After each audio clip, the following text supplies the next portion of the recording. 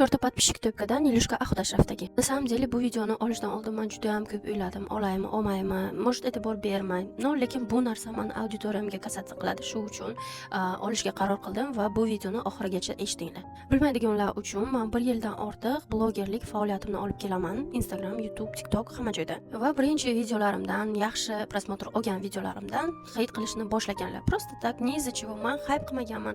Просто так, mana birinchi kundan hate qilishni boshlagan va hamma platformalarda TikTok, YouTube, Instagram hamma joyda. Qazonimga, xon taxtamga, kuxnyamga, uylarim bardak, tudista hamma narsa. Даже tug'masligimga ham hate qilishdi.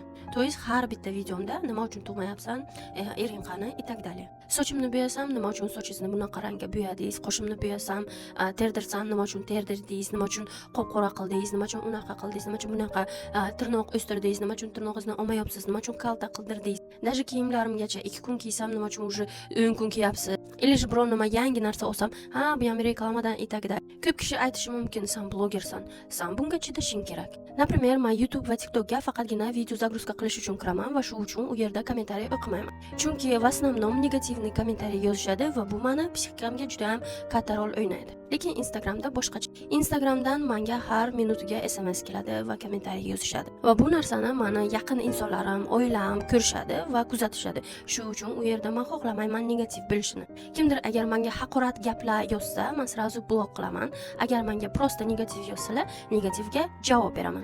Albatta, negativ qanaqa tarzda menga yozgan bo'lsa, men ham shunaqa tarzda javob beraman. Lekin meni lично tanimaydigan odamlar bu negativlarga men javob berganimni ko'rib, men haqimda qanaqadir непонятный assotsiatsiya qoladi.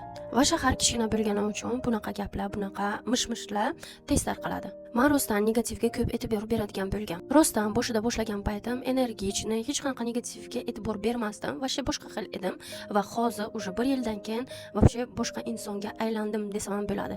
Avval men Instagram storiesimda juda ham ko'p qayg'ularim, xursandchiliklarim, hamma gaplarim bilan bo'lishardim. Lekin men hozir auditoriyamdan uzoqlashganman, chunki ikkita yaxshi bo'lsa, 10 ta yomon odam menga podpisin va как krisa kuzatib yurishadi. Men yomon bo'lsam, meni kuzatmanglar deb necha marta chiqib aytganman, lekin bunaqa odamlarga gap ta'sir qilmaydi. Va bu gaplarim bilan men nima demoqchiman? Yana bir marta iltimos qilib qo'yaman, agar sizga men yoqmasam, agar siz meni yomon ko'rsangiz nima uchundir, iltimos mendan отписаться qilinglar, illi kuzatmanglar. Bu sizlar uchun va men uchun ham yaxshi. Va hozirgi gaplarim meni auditoriyam uchun. Bilaman, shahar kichkina va sizlarga men haqimda kelib har xil gaplarni aytishlari mumkin. Mana shu video olishlarimni maqsadi bu sizlar, imенно meni auditoriyam, meni qo'llab-quvvatlab, sevib kuzatib yuradigan odamlar uchun. Va yana bitta narsa, agar mabodo men ko'chalarda настроением yo'q, hech kimni sezmay yurgan bo'lsam, bu degani